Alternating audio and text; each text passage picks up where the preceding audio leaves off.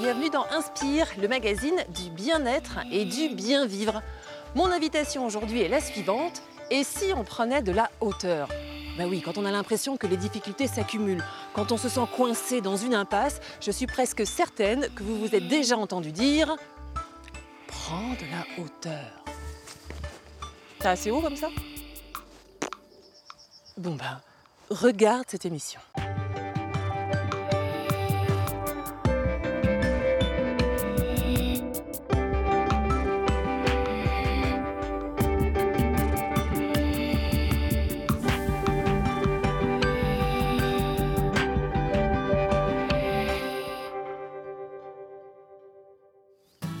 Et si nous prenions de l'altitude? D'accord, mais comment faire? Eh bien, j'ai pris l'expression au pied de la lettre. J'ai cherché un joli coin, accessible à tous, où prendre un petit peu d'altitude. Et me voici en Auvergne. C'est ici que j'ai commencé à grimper avec un champion de France d'escalade également formé en sophrologie, Benoît Heinz. Et là, entre deux prises, j'ai rencontré l'esprit du romancier Oscar Wilde. Vous comprendrez. Avec le guide de montagne Pascal Parlange, j'ai pris le temps de goûter un petit morceau de la chaîne du Puy-de-Dôme en VTT électrique, ou comment laisser les petits nuages noirs sur la ligne de départ. Et puis, je me suis posée dans la ferme de la Palfichade auprès de Brigitte Bernaer, qui est cueilleuse de plantes sauvages. C'est plus qu'un savoir-faire, c'est un savoir-être. Faut-il être un sportif aguerri pour pratiquer la montagne? Évidemment non. Cet environnement est ouvert à tous, accessible à tous, sans entraînement. Pour commencer, vous pouvez pratiquer la marche à pied, à votre rythme, c'est vraiment pas compliqué. Et pour aller un peu plus vite, un peu plus loin, vous pouvez aussi essayer le VTT électrique. Ou comment affronter une côte sans fournir d'efforts douloureux qui vous empêchent de profiter de l'instant présent. C'est du moins ce que m'a promis Patrice Parlange, qui est accompagnateur en montagne, moniteur de VTT depuis 15 ans, ici en Auvergne, dans la région du Puy-de-Dôme. Donc c'est parti. Ça y est Patrice, je suis prête. Ah super. Bonjour tout le monde, ça va? Alors, Vous êtes prêts à ne pas souffrir? on aura pas mal aux jambes, c'est sûr. Ça tombe bien, on allait justement attaquer le petit briefing de présentation des e-bikes. Je fais le tour du vélo. À l'arrière, ici, on va trouver les pignons ou vitesses. On a des freins hydrauliques à disque, parce que les e-bikes, avec la batterie et le moteur, sont un petit peu plus lourds et nécessitent un freinage quand même assez conséquent pour être en sécurité. Ici, on a un seul plateau, alors que sur tous les VTT, normalement, il y en a 3. Et c'est là que justement va intervenir l'assistant moteur, qui va faire de cet engin quelque chose d'un petit peu plus qu'un vélo classique. Ça, c'est ce qui va commander l'assistant moteur. Selon le terrain qu'on va avoir devant nous, du plat, on peut rester en éco plus, un petit faux plat éco, une cote un petit peu plus accentuée, on passera en standard ou en sport. Ça ne s'envole pas tout seul, il ne démarre pas tout seul, personne ne s'est retrouvé perché dans un arbre non plus en démarrant sur le turbo par inadvertance. Il ne faut pas avoir peur de ces machines, c'est vraiment aussi simple qu'un vélo classique, il y a 5-10 minutes de prise en main. C'est ce que je vais vous proposer de faire tout de suite là, dans l'enceinte du gîte. Cet outil-là, tu considères qu'il est accessible à tous les membres d'une famille, enfants compris? Ah bah, j'ai fait hier une sortie avec un 24 pouces, donc vraiment un vélo enfant électrique. Il avait 10 ans, D'accord. 1 m 20. C'est vraiment de faire une discipline, ce qui était quelque chose de très technique sportif, et d'en faire aujourd'hui une activité qui soit vraiment familiale et récréative et accessible au plus grand nombre.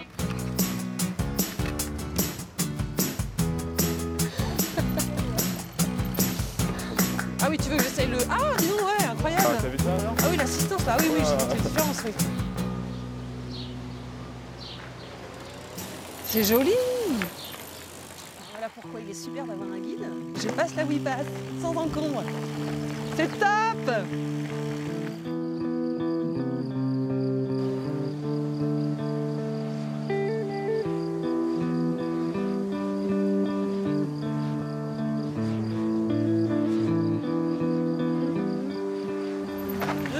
J'aime pas quand ça descend. Dans la petite clairière là.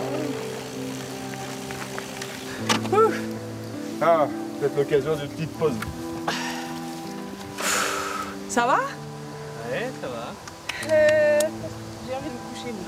Eh ben, en avant. C'est génial. Ça fait partie aussi du jeu et des sorties. Ces engins là permettent à tout le monde de traverser des paysages, à se couper le souffle sans se couper les jambes. Ah, tu l'aimes bien celle-là, hein. Profitez d'un Traverser paysage. des paysages, à vous couper le souffle, souffle. sans vous couper les jambes. Sans vous couper les jambes. C'est vrai que l'avantage par rapport à la marche à pied, c'est qu'on peut traverser plus de beaux paysages en moins de temps. Il y a une espèce de variété, là, de diversité. Eh ben oui. Tous les changements à chaque virage, c'est un nouveau paysage qui s'offre et c'est... Surtout là c'est dans la super. chaîne des Puys, on a une alternance de paysages qui sont quand même très typés, qui valent la surprise quasi à chaque virage. Tu me disais aussi que la motricité ou la psychomotricité, ça permet de laisser les petits nuages noirs, les pensées désagréables, les ruminations, les pensées toxiques sur la ligne de départ. La motricité, le fait d'être en mouvement permanent, sans subir un effort physique trop fort, ça va capturer toute notre attention au pilotage, en tout cas aux 10 mètres qui sont devant. Et finalement, dans la vie courante, on a si peu l'occasion que notre attention soit entièrement focalisée sur quelque chose qui nous procure plutôt du plaisir et un bien-être physiologique. Du coup, dans cette action, moi j'ai tendance à croire que ça ferme un petit peu notre esprit aux soucis d'hier et à ceux de demain. Ouais. Et du coup, ça libère un petit peu de place pour laisser rentrer un mieux-être. Ah ouais, se mettre en mouvement finalement, physiquement, pour pouvoir se remettre en mouvement intellectuellement. Bon, cela fait quand même cette petite boucle qui monte et Allez, qui descend, Il faut mais pas qu'on trop. rejoigne la petite piste au-dessus. Ok.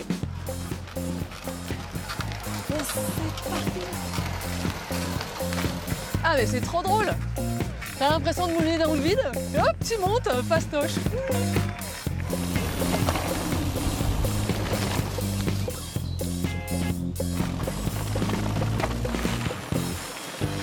En fait, ce qui est marrant, c'est qu'il faut être vraiment gainé quand on descend comme ça, et puis garder quand même cette souplesse, cette réserve au niveau des jambes et au niveau des bras. Oui, Pour pour pouvoir amortir quand un même, petit peu, ouais, voilà. parce que Mais si il t'es faut- crispé mais il tout faut le garder temps... ce gainage-là. Ouais. Ouais.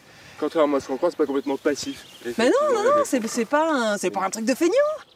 Et toi, tu disais, Mathieu, en fait, toi, tu fais beaucoup de VTT, Ouais, mais mal. pas beaucoup de VTT électriques, hein, c'est une les plus longues sorties, mais t'as trouvé ça super aussi. T'as pas trouvé que c'était une sortie plan-plan, tout pépère, hein, Non, tu non, trouves du ça tout, intéressant du tout. aussi. Bah oui, parce que justement, ça peut permettre de prendre un peu plus de vitesse, ce qui manque des fois quand on est un peu à bout de souffle et tout. Du coup, de prendre le plaisir d'aller chercher un peu les terrains qu'on peut pas forcément accéder quand on pédale, quoi. Bah ouais. Juste pédaler, quoi. Donc c'est un autre plaisir en fait, Ouais, super. différent du VTT classique où on souffre un peu, mais tu C'est fais ça.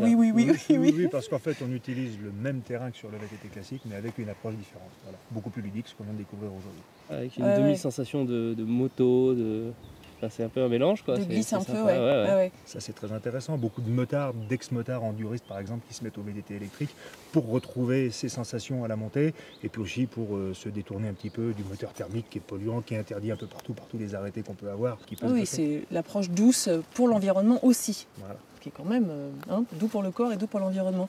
Merci, hein. Je vous en prie, c'était un plaisir. Ouais, merci beaucoup, mais tu peux continuer à me tutoyer, tu sais.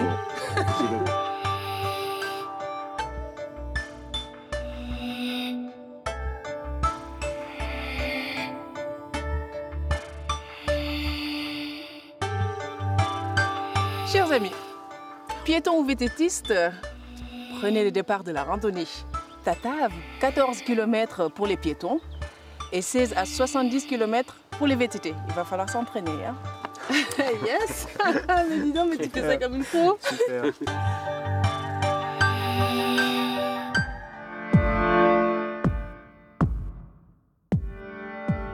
Avez-vous remarqué que les tout jeunes enfants grimpent sur tout ce qu'ils trouvent dès qu'ils le peuvent? Rochers, arbres, mobilier urbain, et les parents s'époumonnent. Descends, tu vas tomber. Seulement voilà, moi aujourd'hui à Clermont-Ferrand, j'ai rencontré Benoît Heinz, champion de France d'escalade sportive, sophrologue, et sans doute a-t-il été chat dans une autre vie. Benoît, lui, m'a dit aujourd'hui: grimpe, fais-toi plaisir, trouve des solutions, développe ton agilité, affronte ton vertige et surtout, fais-moi confiance. En une leçon d'escalade, tout ce que j'ai appris aujourd'hui pourrait trouver des prolongements dans presque toutes les situations de la vie quotidienne.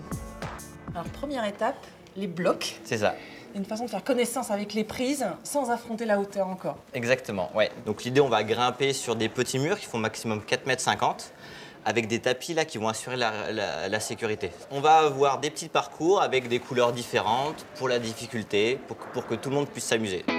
La couleur indique le niveau de difficulté. C'est ça. Donc du coup ici, les prises jaunes, c'est les plus faciles.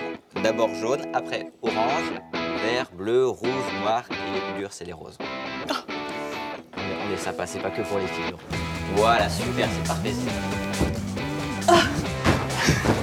C'est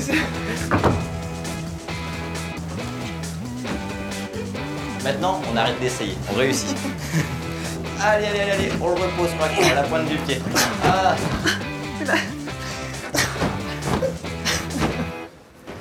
Mais je suis tombée debout.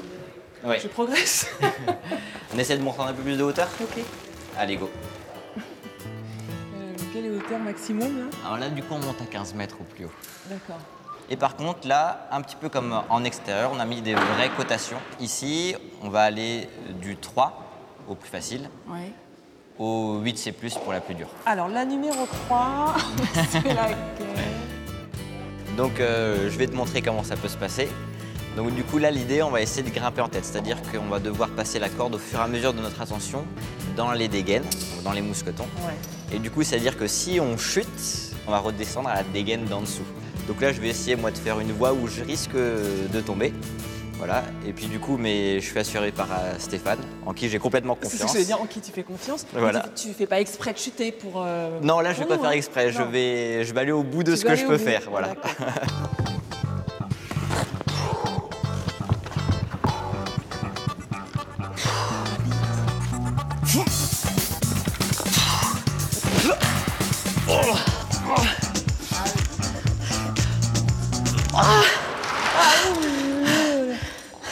Bon, champion de France, mais être humain, ça rassure un tout petit peu. Ah oui, oui, oui. Ce qui est très agréable en escalade, c'est qu'il y a ce côté, tu vas adapter l'objectif à ton niveau. Et du coup, tu vas avoir plein de petits plaisirs, plein de petites satisfactions qui vont te nourrir. Et ce qui est des fois peut-être difficile dans certains sports, parce que tu n'as pas ce rapport à la progression. Alors qu'en escalade, souvent, quand les gens commencent à mettre la main dedans, ça devient addictif. Ouais. Addictif parce qu'en fait, tu te vois progresser. Voilà. On essaye. Ben oui. Si toi, il faut que tu récupères. Donc les baudriers, bien à plat, parfait. C'est pas à la mode les baudriers taille basse, encore. C'est pas la mode. Par contre là, la difficulté, ça va être un petit peu la gestion de l'effort, parce que c'est un peu plus long, et des émotions, parce que c'est un petit peu plus...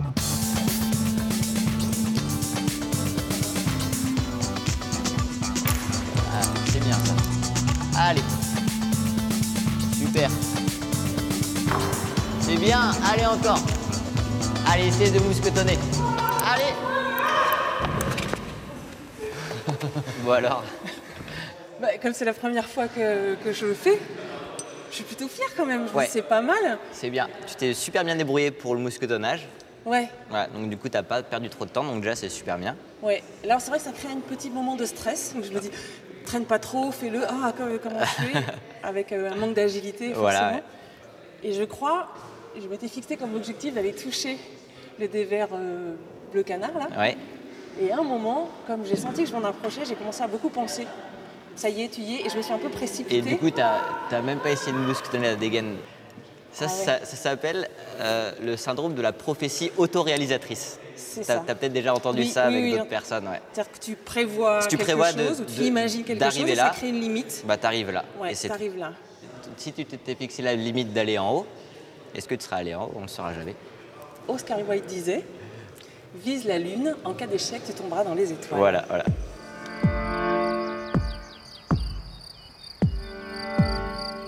Mais comment est-ce que tu expliques l'engouement d'une bonne partie de la population pour l'escalade, en salle aussi d'ailleurs, là, depuis 4-5 ans? Il y a beaucoup de nouvelles structures qui se sont créées avec la possibilité d'être tout de suite dans le jeu.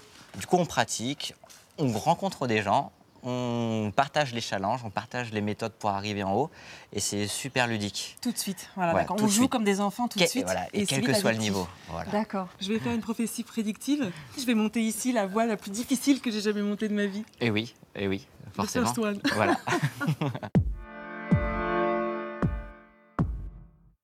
Le plaisir de l'extérieur, c'est que du coup, tu vas devoir te réadapter. Là, les prix sont plus violettes, orange et bleu. C'est la nature qui a écrit la partition. Et il y a plusieurs manières de jouer la musique. Il faut que tu gères ton effort et essayer de rester concentré et ouvert. D'accord, les solutions, elles sont pas que dans ce champ de vision-là, C'est ça. elles sont aussi Il faut rester sur les côtés. ouvert, voilà. Donc il faut Comme dans la regarder vie, autour tu de vois. soi comme dans la vie. Aïe, le coude. C'est le métier qui rentre. C'est ça.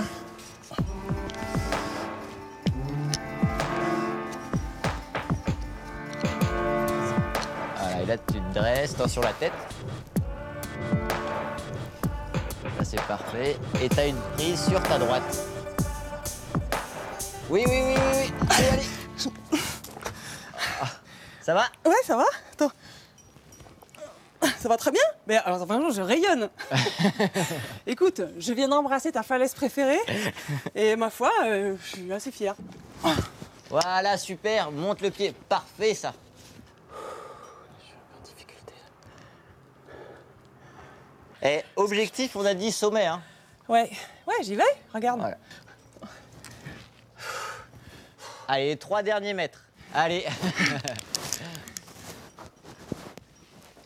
Touche. Bravo. Et tu peux regarder en autour maintenant. Ce que j'allais dire, c'est... Je m'accorde une pause contemplative et je considère que je la mérite. Voilà. Félicitations. Merci. Mais tu sais que tout ce que tu sais pas faire, moi je trouve que c'est un monde à découvrir. Ouais. Et je te disais, la prochaine fois que je verrai un grimpeur sur une falaise réaliser des exploits, je les apprécierai peut-être un peu plus à leur juste valeur. J'aurai encore plus d'émotion en prendras regardant conscience faire. de ce que c'est. Benoît, Oui. merci. Merci à toi. Non, merci beaucoup, sincèrement.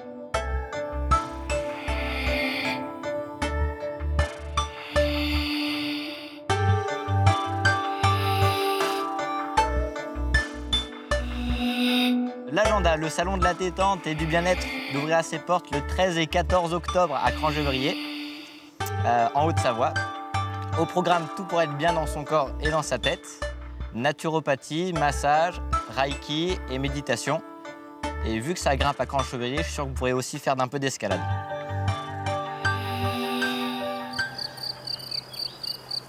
Et si, pour prendre de la hauteur, il fallait juste se poser un peu? C'est ce que j'ai essayé. Je me suis posée entre 1100 et 1200 mètres d'altitude au cœur de la vallée de Chaudefour. Paysage somptueux. Et là, j'ai rencontré Brigitte Bernaer, qui exerce un métier devenu rare. Elle est cueilleuse de plantes sauvages, avec lesquelles elle concocte des baumes, des tisanes, des petits plats. Et plus qu'un savoir-faire, Brigitte a partagé avec moi un savoir-vivre.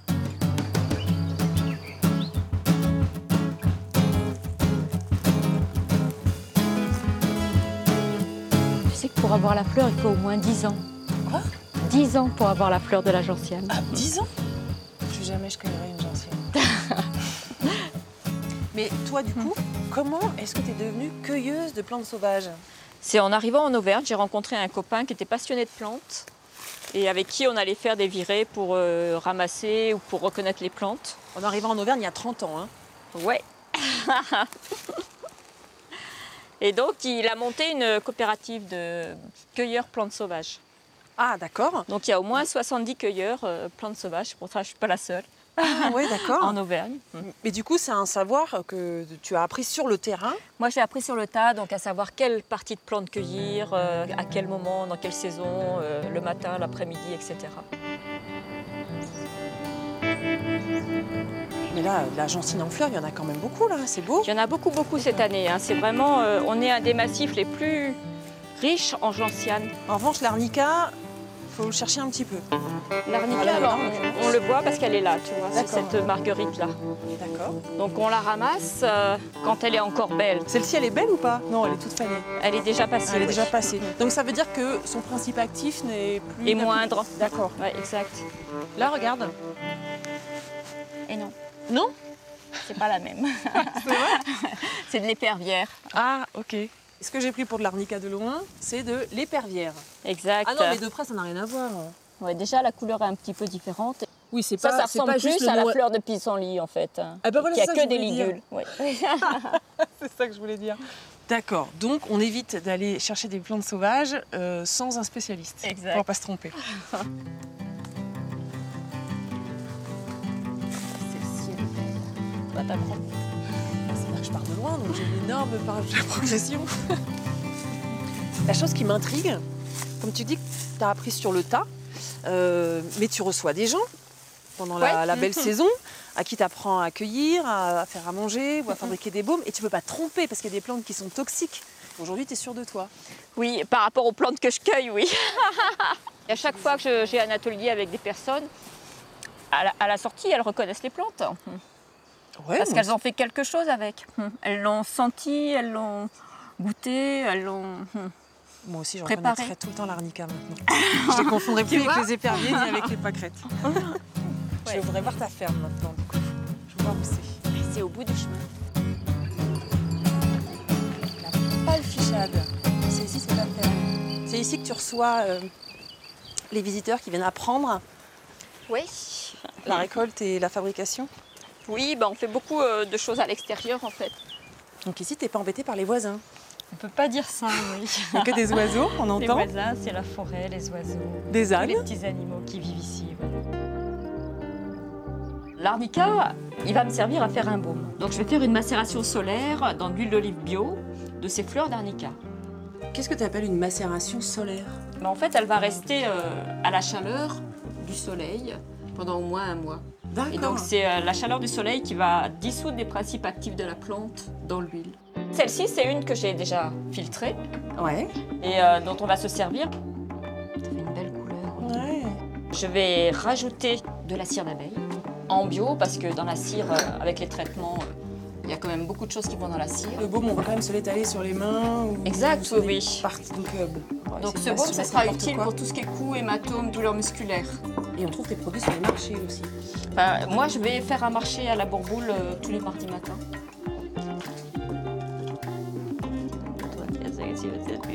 30, 40. Bon, on va dire que c'est bon parce que ça coule très très bien. Ça, c'est Et- pour l'odeur ou c'est pour des vertus particulières? Les deux. Les deux. Bon, en général. Qu'est-ce qu'elle apporte la lavande? Donc la lavande, elle est antiseptique, elle régénère les cellules aussi de la peau. Donc là, je vais attendre que ça se fige avant de le refermer. Non, mais ça tombe bien parce que. Ah, mais la texture, elle est vraiment incroyable. Ouais. Je voulais te demander quelque chose, Brigitte. Pourquoi tu es venue ici en Auvergne et surtout pourquoi tu es restée? On est venu ici pique-niquer avec un copain qui était auvergnat, Ouais. au-dessus de Saint-Nectaire. Et en fait, j'ai vu le château de Murol et la vallée derrière. J'ai dit, eh ben, c'est là que je vais m'installer. Pourquoi il t'a dit quoi ce paysage? Ah, ça me parlait. Profondément. Profondément, oui. La maison, c'est pareil, hein, elle m'attendait. Je ne savais pas du tout ce que j'allais faire de cette ferme. Ça est venu au fur et à mesure du temps, D'accord. avec des rencontres, avec plein de choses qui se sont passées dans ma vie, ouais, qui m'ont poussée à aller dans ce sens-là. Tu sais ce qu'on va faire? On va sortir hein, parce qu'on est sous la véranda et on crève de chaud. On va aller préparer une petite limonade. Super. On va mettre les fleurs de sureau dedans. Cueilleuse de plantes sauvages alors, c'est un métier ou c'est un choix de vie? C'est un art de vivre, oui. Moi, je suis une fan de Pierre Rabhi et de l'autonomie et d'être le plus près possible de la nature. Oui, ici tu as une source, tu Ouais. as le jardin potager, les ânes qui s'occupent du terrain, Ouais. qui font tondeuse. Tu es autonome? Je ne suis pas complètement autonome, mais je tends vers ça. Je commence un jardin en permaculture à expérimenter, en fait, où chaque chose, chaque geste que tu poses doit avoir plusieurs fonctions. J'ai planté des arbres, au moins 250 arbres sur le haut pour le vent, pour ce qu'apportent les arbres, l'humus qu'apportent les arbres, pour les fruits qui vont m'amener, pour les jeunes pousses que je vais faire en sirop. D'accord. Tout est utile en fait, et tout est interconnecté. Il faut juste ressentir qu'on fait partie de la nature. Pour moi, c'est facile de vivre là l'hiver. J'aime la neige, j'aime les conditions difficiles, le vent. D'accord. On fait vraiment corps avec les éléments ici. Voilà. Donc, ta-ta-da. Et celle-là, elle est fraîche, elle est terminée. Ah non, mais ça, c'est pas, c'est à l'ortie, c'est une limonade à l'ortie, celle-ci. Oui, c'est à l'ortie parce que les premières que j'ai fait cette année, il n'y avait pas encore le sureau. Donc oui. j'ai commencé par faire des limonades d'ortie. Waouh, champagne. C'est le champagne de la palfichade, exactement. C'est quoi les vertus de l'ortie? Oh, l'ortie, c'est plein de minéraux, dépuratifs, antioxydants, pleine de protéines, elle régénère le sang. Elle a toutes les vertus, cette ortie. L'antioxydant, c'est ce qui réduit, ce qui empêche nos télomères de raccourcir. Et en résumé, ce qui nous empêche de vieillir. Ah de oui, l'intérieur. d'accord, alors buvez de l'ortie. C'est beau chez toi, Brigitte. Oui, merci. Non, c'est moi qui Enfin, te remercie. merci. C'est moi qui te remercie pour l'accueil. Au lieu. On prend de la hauteur. Et ouais.